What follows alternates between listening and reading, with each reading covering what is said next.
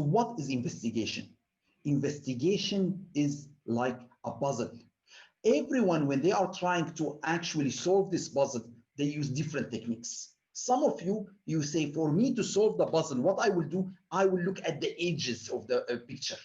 I will figure out if I can find the edges of this puzzle, I will be able to see the big picture. Some of you, they say, no, no, no, this is not the right technique. The right technique for me to uncover fraud is actually to see the big picture by figuring out how I can collect evidence related to each other. So when we are speaking about the puzzle, you will look at colors similar, the white, the black, the blue, the red, and in that we'll be able to see the right picture. Others, they say, no, what I want to actually do, I want to start from the puzzle, from the bottom to the top or from the top to the bottom. So every one of us, when we are dealing with investigation cases, we have different way of figuring out what is the investigation strategy we need to take. And here is a very important term that always we need to discuss before starting any investigation. What is the investigation strategy that your team is going to do when they are going to uncover fraud? Someone will ask me, I don't understand. What's the meaning of investigation strategy? Investigation strategy is about figuring out what is the method you are going to use to uncover fraud. Are you going to use the direct method where you are going to collect the evidence, interview individual directly and ask them questions, which is we discovered that completely not effective in most of the cases. So don't use the direct approach. Don't go bring the suspect and ask him, did you do the fraud? Of course, he's going to say no. Don't you go request evidence from the suspect or from the department. They know you are investigating them. So what you need to do, you always need to think about the indirect approach. The meaning, you can actually speak with someone in finance and you can add him to your investigation team. And you can tell him, you go request this document from the department saying we are looking at the expenses in general, and then you send them to me.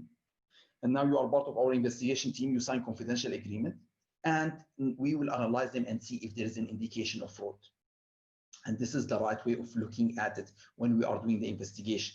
So figuring out when you are going to start your investigation, what is the proper investigation strategy for you to uncover fraud? In most of the cases, you need to figure out how can you go to find the evidence in the easiest way. How can you get confession from the suspect in the proper way? You don't want to make your life difficult, and you don't want to prove to anyone that you are a good investigator. Remember, the issue is about resolving allegation as simply as possible, as fast as possible, as easily to be able to recover the money if we need to. And this is why very important before starting any investigation to ask very important question. If we discover that fraud actually was happening inside our organization, the first question we need to ask is the following. What is the investigation strategy? You say, we should not go look for the evidence. No, no, before you start looking for the evidence, before start asking questions about the fraud case and about the individuals who are involved in the fraud, go and speak with the fraud committee, or with the audit committee if you don't have fraud committee, or with the board in case you don't have audit committee, or with the individuals responsible for fraud issues inside your organization, and ask, what is the objective of our investigation? Someone will say, yeah, I don't understand. What do you mean? What's the objective of the investigation? This important question will determine the strategy you are going to take when you carry out the investigation. So if the organization said, our objective of this investigation is to identify how the fraudster did the fraud, so in that way you can say, great. So what we are going to do, we are not going to go try to recover the money or find exactly how much money he took. We are not going to go and interview the person and get confession from him. What we are interested in, we are interested in digging for the evidence, speaking with individuals to identify the method used. And why the organization said that? Because the organization, based on the case, they say the amount lost is not significant, or maybe the insurance is going to recover it. So we are not so much concerned about taking action against the person, or we are not interested in going and recovering the money. What we want to know, we want to know the gaps. We want to know the method, the techniques that someone was able to trick our systems. And we will be able to fix these gaps and techniques so nobody will do fraud again. So this is one of the questions. Or they are going to say the objective of this investigation is actually to do something different. The objective of this investigation is to recover the money.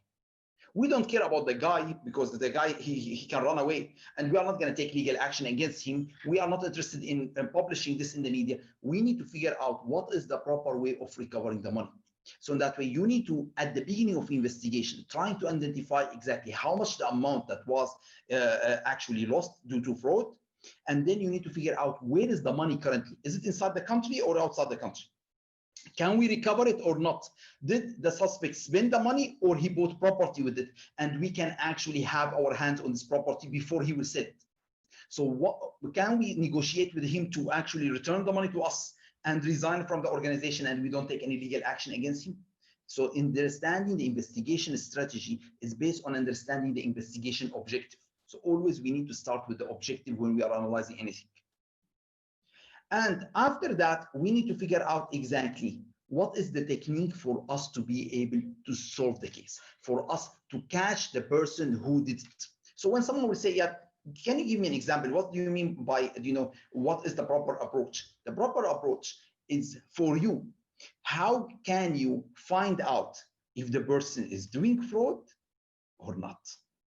Because in so many fraud cases, and this is the issue with the fraud examiner mindset. Sometimes fraud examiners, they say, this is a fraud case. The person took a bribe, the person involved in the fraud. And then later we discover that actually this is not a fraud case. So we should never start with an assumption that this is a fraud. We should always say, maybe there is a possibility of fraud, maybe not. We are not going to rely on our hunch.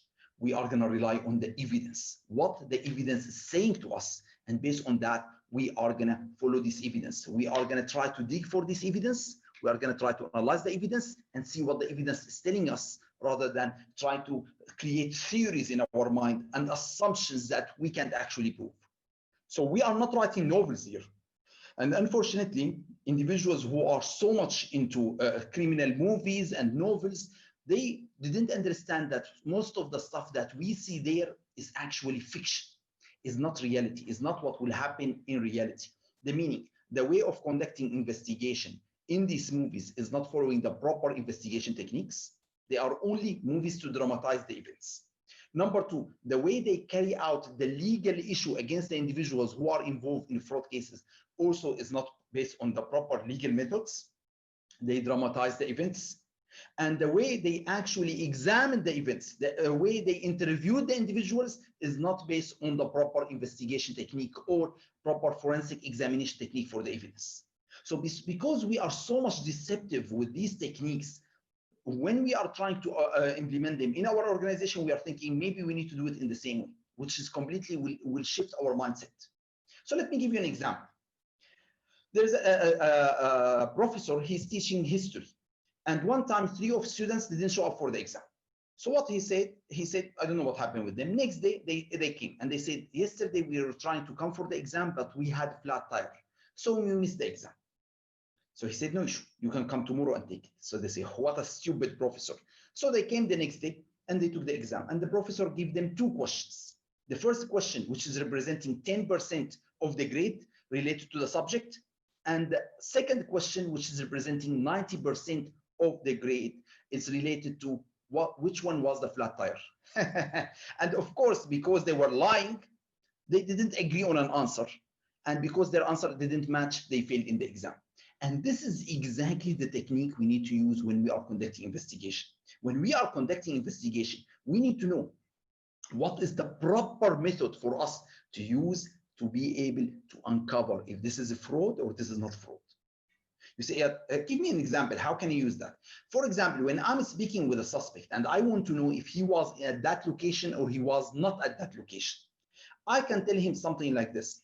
I can say, so you were there when actually the glass was broken. And if he said, oh yes, I was there when the glass was broken. And I know that there's no glass broken. See, be careful. I'm not lying to him. I'm asking him, you were there when the glass broken? And if he said, yes, I was there when the glass broken and I saw how the glass was broken, and he's telling me the story about the broken glass, and I'm wondering, the meaning that he's lying to me. He was not there, because how come he created a concept that doesn't exist? And this is very good for me to know if someone is actually telling the truth or lying. I can create different scenarios. I can ask different questions for me to be able to figure out, is he lying or telling the truth? And I go with these different routes. So I will not tell him, you were there or you were not there. No, I ask him, you were there when the glass was broken. So in that way, he is trying to prove that he was there at the grass broken. Because if I ask him, were you there or you're not there? Of course, he can say, yes, I was there. So in that way, okay, that didn't tell me if he was there or lying. So always when you are thinking about creating the interview structure, about the questions you are going to ask, about the evidence you are going to collect, you need to figure out, are we following the proper investigation strategy? Now we need to understand what can go wrong here when we are following actually these strategies. What can go wrong is the following. It's your assumptions. The meaning, when you are going to start an investigation, always, unfortunately, for some investigators, they have assumption that this is a fraud. This is a fraud. Why? Because they have a tip. Someone called the hotline saying, Mr. Ahmed received a gift from the vendor. Wow, Mr. Ahmed received gift from the vendor. So the meaning, this is a fraud. We are going to go after Mr. Ahmed. We are going to bring him to the room and we are going to ask him why you received the gift. And we are going to figure out if he manipulated something with the vendor.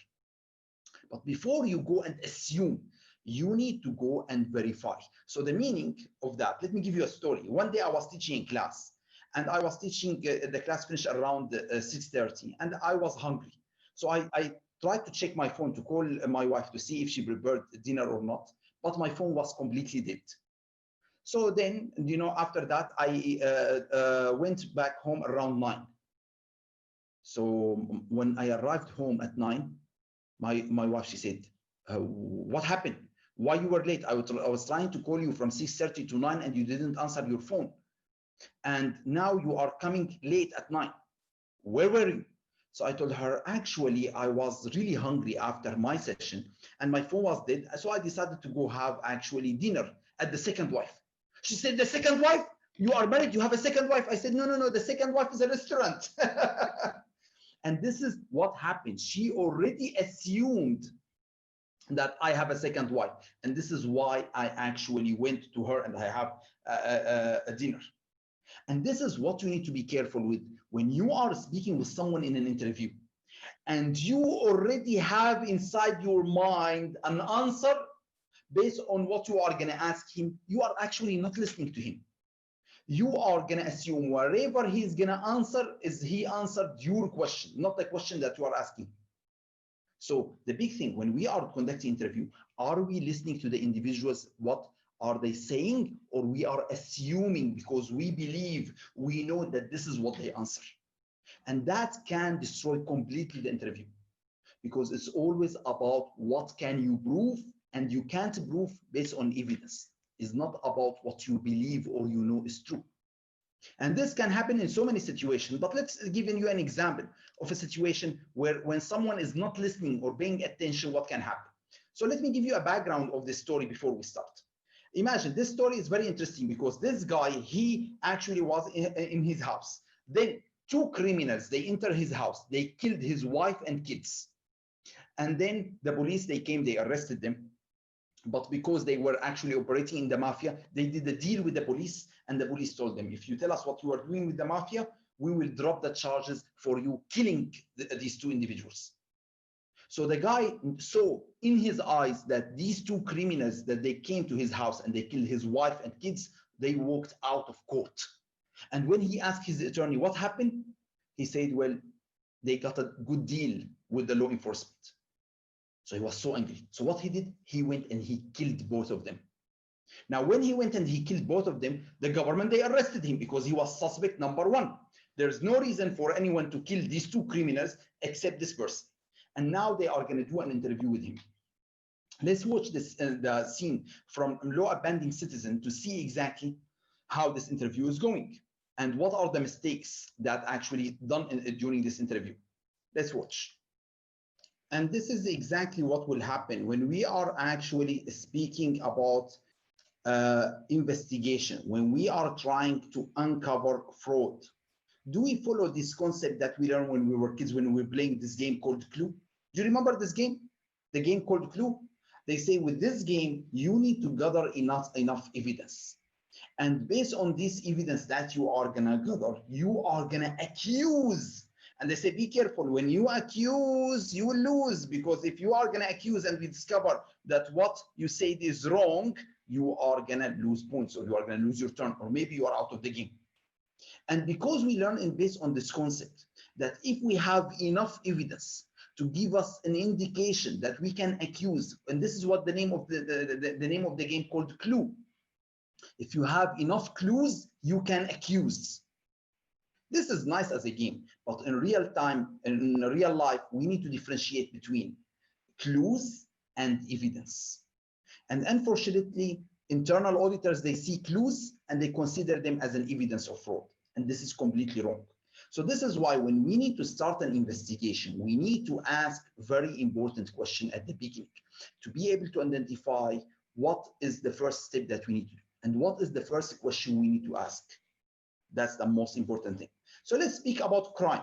If someone is doing crime, what is the first question that usually the police will come and ask? If someone is dead and the police will come and say there's a crime, they say the first question the police will ask is who did it?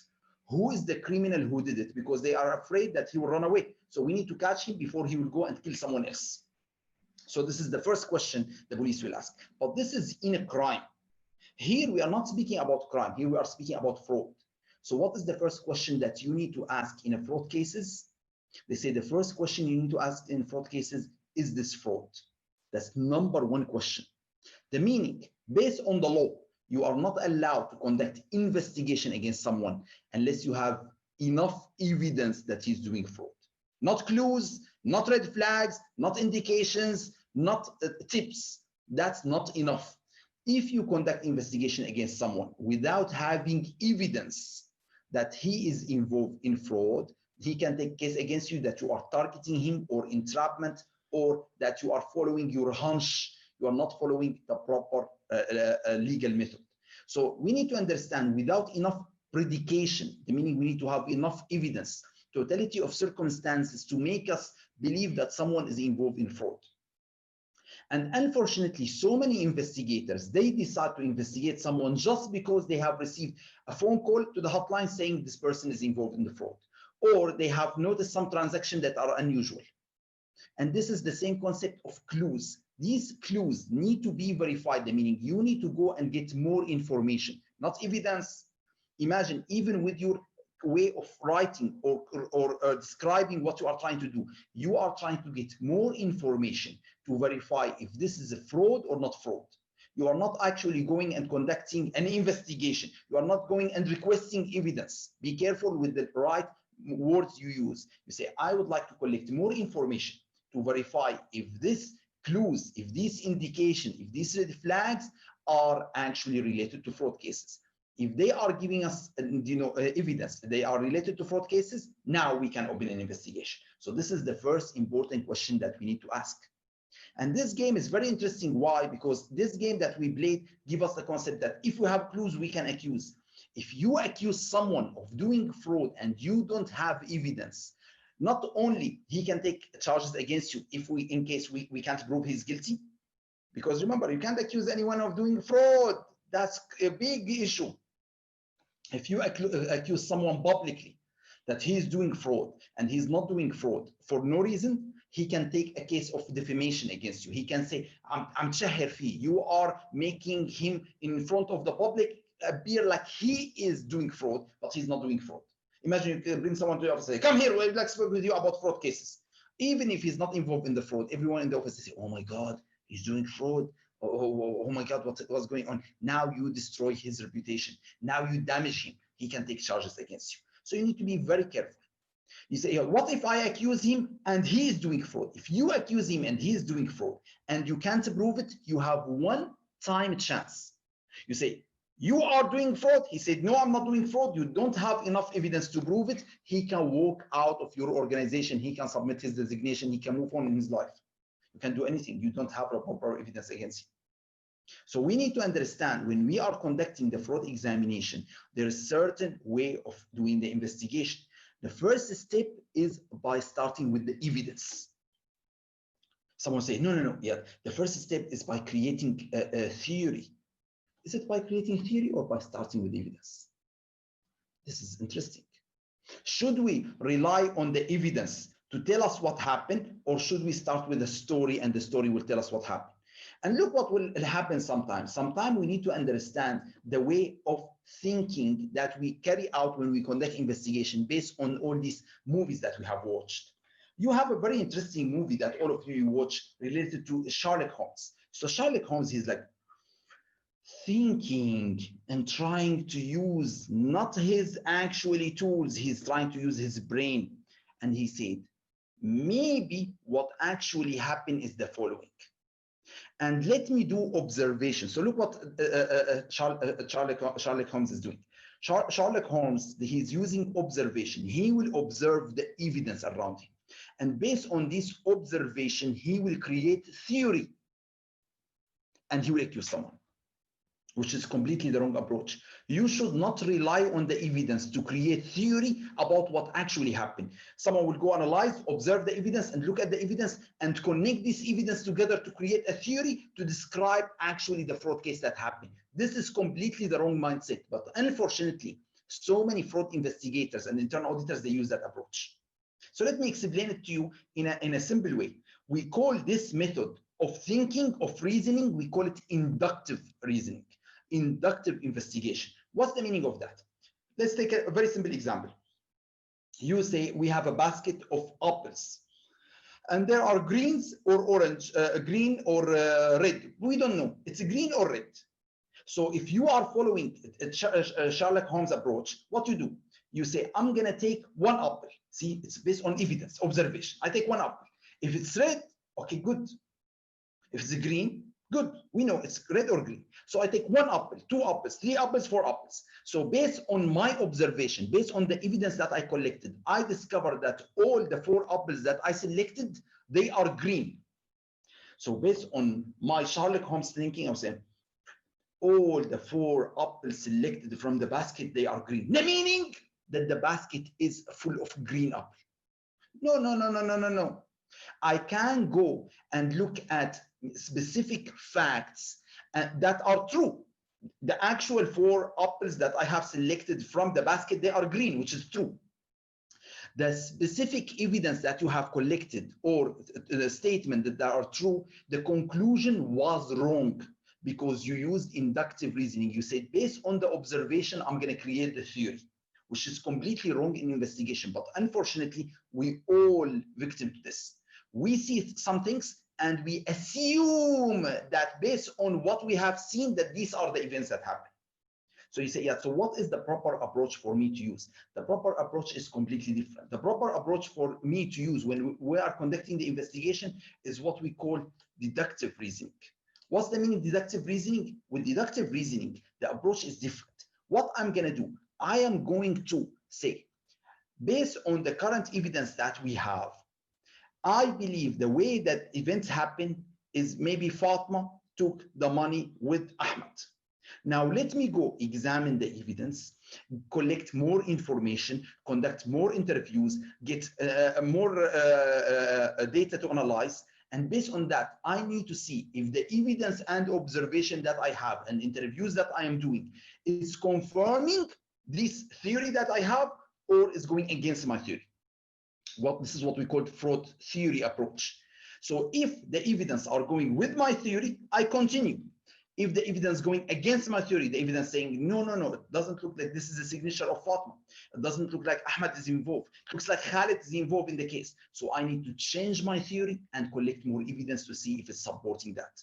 So rather than going from specific facts to go to general conclusion, like what we do with inductive reasoning, we are going to go with a different approach. We are going to go from general information that we have to be able to create a theory, and we try to get specific information and a specific conclusion at the end to decide exactly what happened. So unfortunately, because we are so much, I'm amazed with all these movies that the person got really amazing intelligence to find exactly what happened using his brain, we are not following the proper technique. So let me give you an example of what happened in real case. There is a lady, her name Amanda Knox. And Amanda Knox, she was living in Italy with her roommate. And what happened? Her roommate died. Someone came and killed her roommate. So the investigator came and he said, I watch all these movies related to Sherlock Holmes and how he's amazingly smart in uncovering, crimes. So what I believe in, based on the evidence, that who is the suspect is only the roommate. The lady died, so definitely her roommate killed her. But listen, he didn't go to look at the evidence. He didn't go to examine any motive. He tried to make it simple and easy. He said the theory that we have based on the information, she is living with her, so she killed her. So he said, okay, let me speak with her. And he asked her, I would like to speak with you. And I would like to know if you actually killed her. She said, no, no, no, I didn't kill actually my roommate. At that day, I was not at home. He told her, do you have any proof? She said, yes, I have a proof. So she showed him a text message that she sent in Italy. And the text message said that, have a good night, I will see you later. He said, this is exactly the evidence to say that you saw her at that night. She told him, how come? I told her, have a good night, I will see you later. He said, no, no, no. You said, have a good night, so you will see her later, and you saw her later and you killed her. And this is what will happen, unfortunately, in investigation, because you already have assumptions. You already assume that the person in front of you guilty. Whatever they are going to say, you are going to consider that this evidence, that's not black and white, because most of the evidence in cases gray, this evidence is supporting your theory. We call that in our investigation the confirmation bias.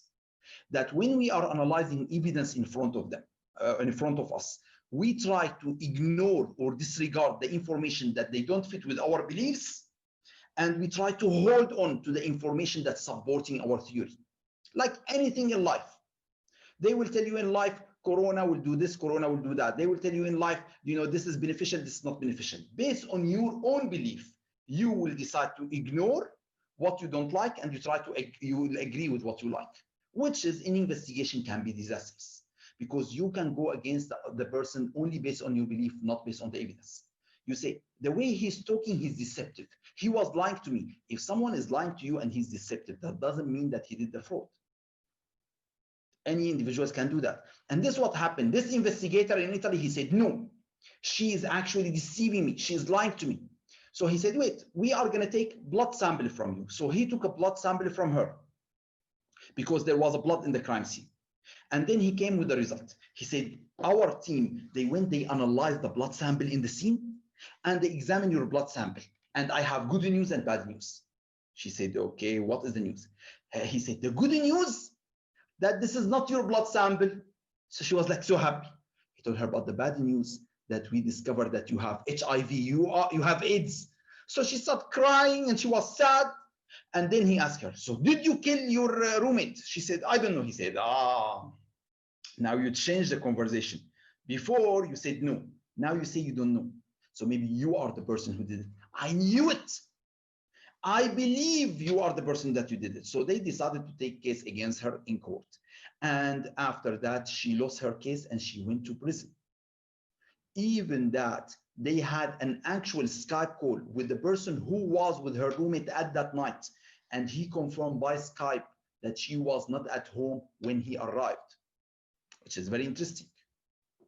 Later, what happened, later they did a appeal for the case, and they discovered that actually she was not the person who did it, and that guy who was doing Skype call, he was the actual person who did kill her roommate. So we can understand what can happen when you are going over a case with an assumption that this is the person, that this is the method that carried out. But the disaster that can happen in investigation is the following.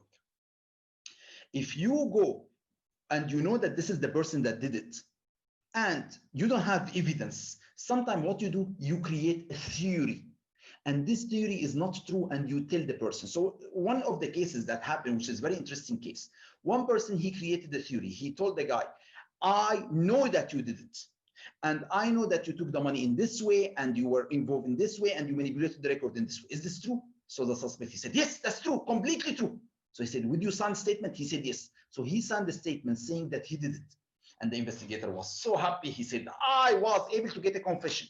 Now, when they went to court, the attorney of the suspect, he said, Judge, if we examine the facts, the method, how the fraud was happened, and we examine the statement of the suspect, we can see that they don't match. So how come that actually the suspect is providing a confession different than the actual facts of the case? So the judge, he said, yes. Why he's lying? He told him he was not lying. Actually, what happened in the interview, that the investigator told the story or told him about the approach that fraud was done. And my suspect, he thought, okay, if this is what the investigator would like me to say, I say it because I'm not the person who did it. So be careful, very careful, never ever contaminate the interview when you are conducting an interview with someone. Never say the word cash or money. Why? Because you don't know how the person in front of you is describing this cash or money. Some of us, we call it dirhams, cash, dollars, money. So always try to make sure that use the words of the person. Don't confuse him. Don't give him leads. Don't tell him, okay, so you manipulated the check. Or did you do it by doing wire transfer or by actually taking the money cash? Don't give him multiple choice options where he can select one of them.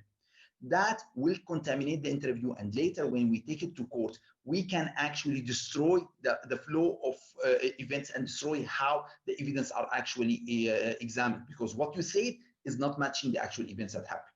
So let's see this trailer for the movie on Netflix related to Amanda Knox and what happened to her when they were investigating her.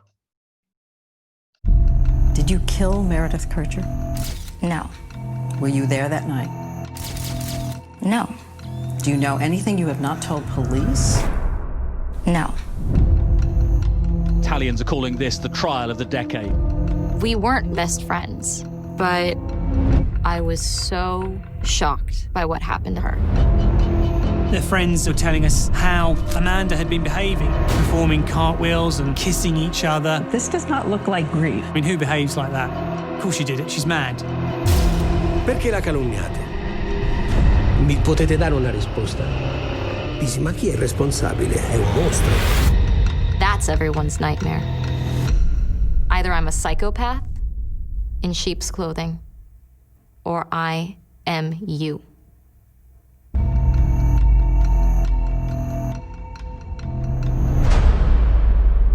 Suddenly, I found myself tossed into this dark place. I was so scared. I don't know what else to say. Before Italy, I had a happy life. It was very important for me to get out of my comfort zone and see if that made me turn into an adult.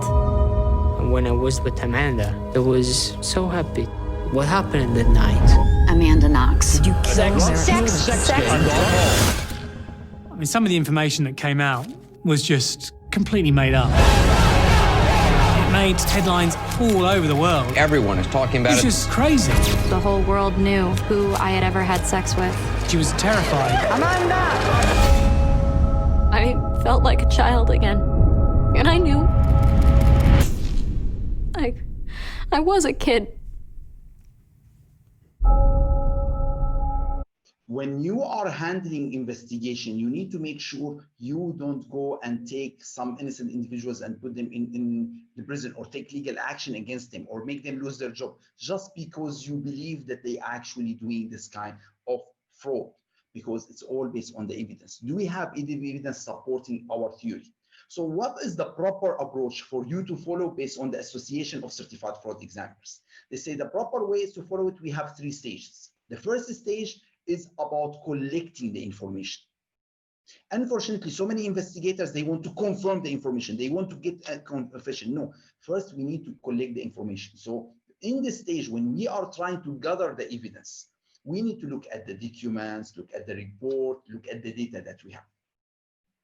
After we go and examine all the documents we have, next step is to do observation. Someone say, yeah, what do you mean do observation? They say it's very good approach for you to go see the office of the suspect, to see how the organization are operating. If you don't want to visit it and see it, you can look at the video footage. You can look at how they are operating. You can come after working hours. Very important to go and see and examine how the operation is being done. You can't examine something from far away. You need to be at that scene. You need to understand how the person is operating, where maybe he's hiding the evidence, how he is actually conducting his work. He is operating on a laptop or PC.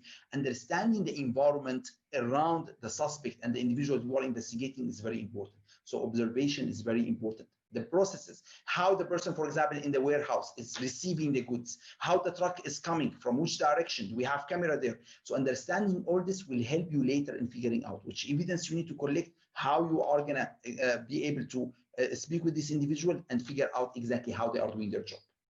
After we do that, we are going to conduct interview, not with the suspect. They say we conduct interview from general to specific.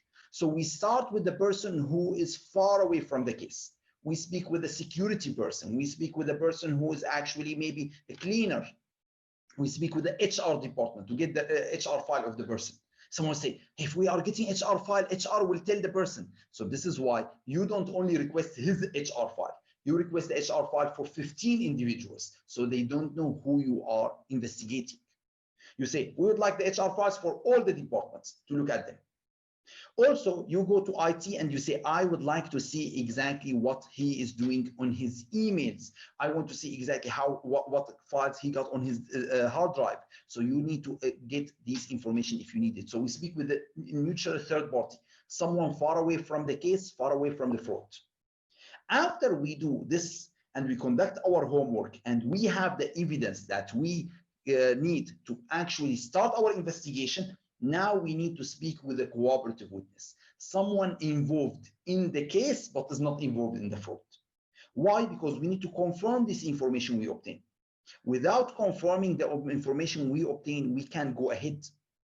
If the information that said the person came at 7 a.m. in the morning because his card said that, or his signature said that, or something said that he came at 7, we need to confirm with someone else, okay, this person came at 7.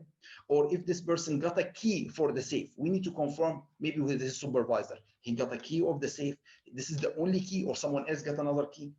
You never go without preparation, without confirming the information, because if you go and accuse someone without confirming the information, he can say simply, no, this is not what actually happening in our organization. Your information is wrong. The worst thing in an investigation, to reveal your card on the table to the suspect, and then you discover your cards are not the right cards. The meaning what you collected is wrong. So after we interview this individual, we speak with the co-conspirators, the individual who were involved with him or who are actually supporting him or hiding this fraud. After we finish this confirmation stage, we go to stage number 3. With stage number 3, we are focusing on getting the confession. So now we have all the information that we need to go and get a confession from someone. But someone will say, yeah, but what if I don't have enough information? What if I don't have enough evidence? What should I do? If I have some information to say the person is lying, or the person is deceiving, or the person is actually manipulating the record, but I don't know how he manipulated the record. I have no physical evidence against him to be able to charge him or to be able to fire him or to say he did something wrong. What can I do? Can I do the same approach that this guy did in an investigation? Which guy I'm speaking about is the lead investigator in the Great Train Robbery in UK. In UK, they have something called money train, and 17 individuals decided to hijack the money train and stole the money. And the lead investigator, he got no evidence to prove that actually these individuals did it. Other than he knows some of the individuals who most likely involved in this case, but he got no evidence. Other than they are lying and deceiving and they are not saying where they were at that day. So what he decided to do, how he can go and find an actual evidence to take it against them. Let's see the clip and see exactly what is the technique that he decided to take for him to be able to get the confession without evidence. Is this the right approach or the wrong approach for someone actually to use?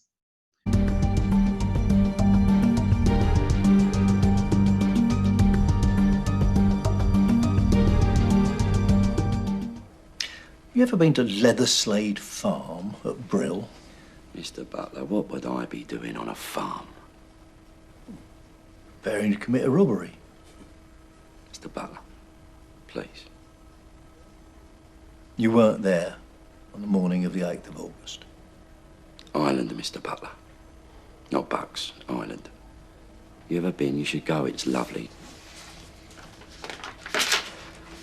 You travelled to Belfast by air on August the 2nd with your little old mum and a man named Knowles. That's right. You stayed with a relative. You returned to England alone on Tuesday, August the 6th. Knowles and your mum travelled back together on Wednesday the 7th. So, You weren't in Ireland the night of the train robbery. Now, would you like a second go at any of my previous questions? I think you can deal with my mouthpiece from now on, if you don't mind.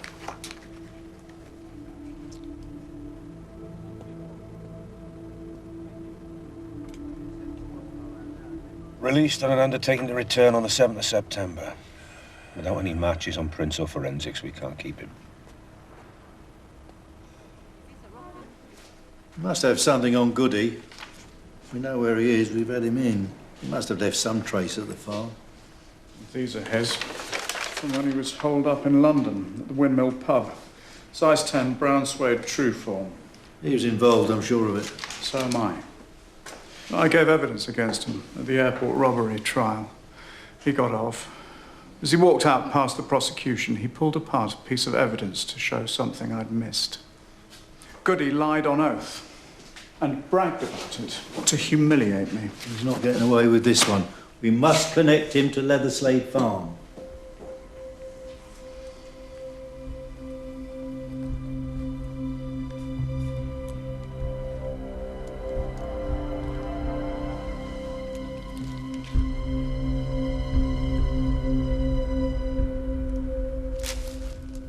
Are these yours?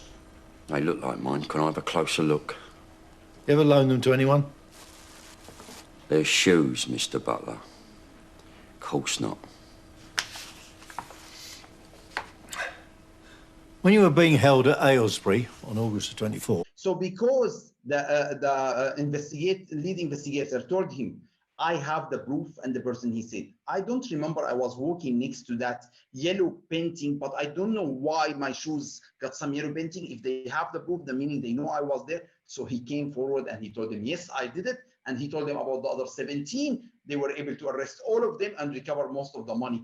And this lead investigator was #1 in UK, saying, wow, he is so smart. He uncovered the case. But no. He was manipulating the evidence to be able to solve the case. So this is what the issue for us as investigators. We can know, not only know, sometimes the suspect will say, I did it, but you can't prove that I did it. So go do whatever you want.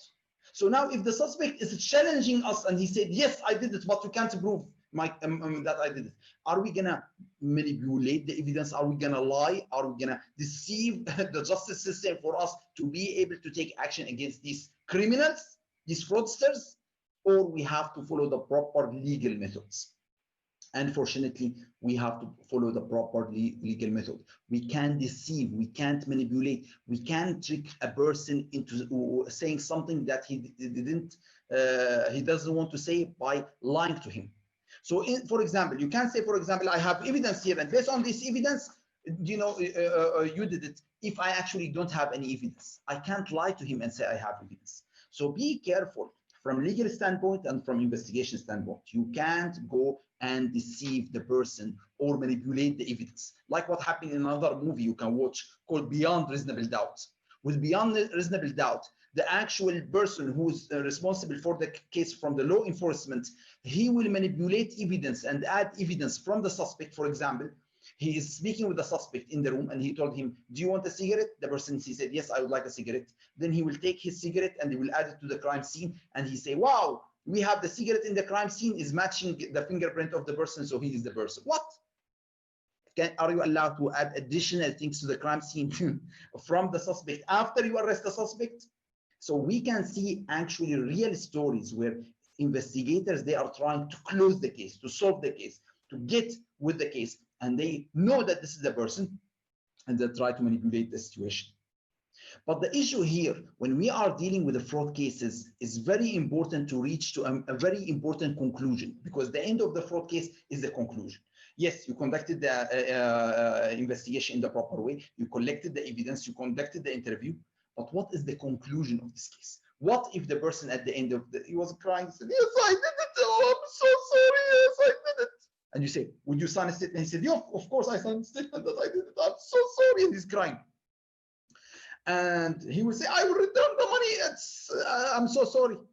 And you think you are so happy, you say, wow, we have a fraud case. No, my friend, legally to prove fraud is not enough for the person to say he did it. You say, yeah, wait. If the person, he said he did it, and he explained exactly how he did the fraud, and he gave us the evidence, we can't say this is a fraud case? No.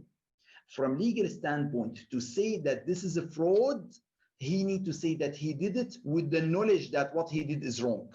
So if the person, he said, well, I did it, but it was a mistake, I was not aware that I should not do this kind of wrongdoing inside the organization. So, for example, he was involved in conflict of interest, but he was not aware that he should disclose conflict of interest, or he took a gift from the vendor and he was not aware of the policy of the organization, or he was manipulating the record and he was not aware that this method is considered illegal under the accounting standards. We can only say this is non-compliance or this is error. We can't say this is a fraud, and that will take the wrongdoing element. We take sometimes, the civil case ability, the criminal case ability against him. So we need to understand, when we are dealing with a case, can we write at the end in our fraud report that this is potential fraud or not? This is actually non-compliance or error. So someone will say, yeah, how can I prove very important word, which is, we call it intent. What's the meaning of intent? The niyyah. How can I prove that someone did something intentionally, not by mistake? They say the 4 methods we use in our investigation to prove intent. Number 1 is called repeating the action. If the person did it one time, maybe it's a mistake. But if the person repeating this over a period of time, the meaning he knows what he did. For example, someone working in the banking sector, he transferred the money to a wrong account. One time, okay, it's a mistake. But if it's transferring it to the same bank account for several times, the meaning is not mistake anymore. He knows that he's sending it to a different account. Or this is number 1. Number 1 is you show that he's repeating his action. Number 2 is what we called motive or benefit. If someone transferring money in the bank to the wrong account, we can fire him. We can say, sorry, you are not doing your job properly. But if he's transferring your money to himself, this is not a mistake. You don't transfer the money to yourself by mistake, and you benefit from it. You take the money out of the bank. So if we can prove that the person benefited from the transaction, let's say an example, the vendor gave him a gift and he approved him inside the system. Okay, if it's a normal process and he approved him, we can say this is a fraud. See, the concept of corruption, that he did something against the organization. If he's approving the vendor normally and the vendor give him a gift, we can say he violated the policy of the organization by accepting a gift, and this is not acceptable, but he didn't actually did fraud or corruption. So what we can say, but if he approved the vendor against the policy of the organization and he is aware of the policy of the organization, and because of that, he benefited from that gift, so now we can say there is a motive. There's a motive for wrongdoing that he's doing. So the motive, the benefit he got for doing something wrong inside the organization, this is what can prove the intention. Or another thing that can prove intention, actually the person hiding his act.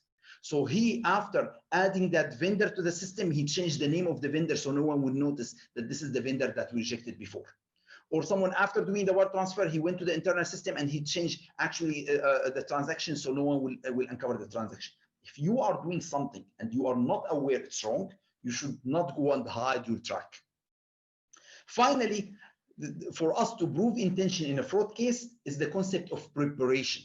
If I'm trying to sign a check, like the signature of the CEO, and I sign it by mistake, someone can say, yes, the person was not aware that if the CEO is not in the office, he's not allowed to sign as the CEO. He needs to wait for the CEO. But if the person is sitting and practicing the signature of the CEO for the last 4 or 5 days to match exactly the right signature for him to write a check, the meaning he prepared for it. It's not happened by mistake. When someone is preparing to go and get the username and password for different individuals when they are in the office, by looking where they are hiding the username and password under their drawer, next to the screen, and then taking that and opening the system to do a transaction, this is not done by mistake. This will prove intention. So for any fraud case, at the end of the day, if you close your fraud case, but the person can say this is non-compliance or this is actually error, you are going to lose your fraud case. So what we need to do as a fraud examiner, we need to implement the proper investigation strategy. We need to have the right mindset. The right mindset will say that we need to solve fraud cases using magic, not only science, because everything we discuss is about science. The meaning is not enough to use our logical thinking and go after the evidence in the logical way, we need to use the emotional way. We need to use magic. We need to create belief in the mind of the suspect that we are going to catch him, and based on that, we manipulate his way of thinking. So let me give you a case. There's a very rich king, and the king discovered that some of the gold was missing from his safe. So he decided to do an investigation. He couldn't uncover who took the gold. So he brought a certified fraud examiner, and he told him, I need your help. I have 5 servants, and one of them took the gold. How can you uncover him? He said, easy. He brought the 5 servants, and he told them, listen, I have magical sticks. Magical sticks. And these sticks are magical. Why? Because they are going to identify who took the money, so who took the gold. So what you are going to do, every one of you is going to take one stick and go home. Tomorrow they will give me the stick back. So all of them, they say, and how would you know? They say, because these are magical sticks. The stick that is going to be longer, 5 centimeters, is going to indicate the person who took the gold. These sticks, they will know if you took the gold or not. So everyone took the sticks and they went home. And then the king was wondering, wow, where you got these magical sticks from? He said, just wait. Next day, all of them, they came back and they give the sticks to this investigator. The investigator took the sticks and he examined all of them and he said, okay, this stick is for belonging to you. You are the person that you took the gold. And everyone said, how do you know? Really, the stick was longer, 5 centimeters. He said, no. This is the stick that's shorter centimeter. So the guy went home and he thought these are really magical sticks. So what he did, he cut the stick 5 centimeters. So hoping that it will grow another 5 centimeters and he will be okay. So in that way, the investigation strategy that the investigator used manipulate the thinking, the logical thinking process of the suspect, and give the proper evidence for the fraud examiner to identify who's the suspect. And for every investigation, for every examination, having the proper mindset, following the evidence, figuring out the proper way of examining all this evidence you collect, and then conducting the interview and reaching to the right conclusion is what's going to differentiate successful investigation from a failure at the end. I hope that I was able to share with you some of the strategies and the cases that can help you in carrying out your investigation in the proper way. And I look forward to deliver another sessions, next one, which is we are going to be speaking about what should you do when you are implementing this fraud investigation. Should you use human intelligence when we are solving fraud cases, or artificial intelligence, which is very interesting. Thank you very much.